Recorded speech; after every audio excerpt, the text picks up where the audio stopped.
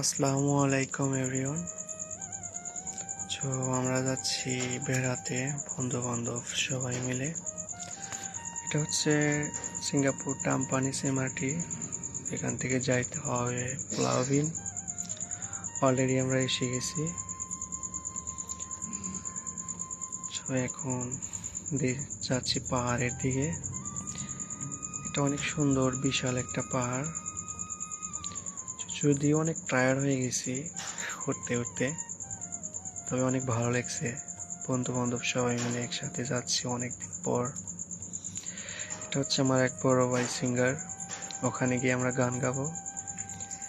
এখন খাওয়া দাওয়া করতেছি, খাওয়া দাওয়ার পরে ইনশাল্লাহ গান গাবো। আপনারা সাথেই থাকবেন।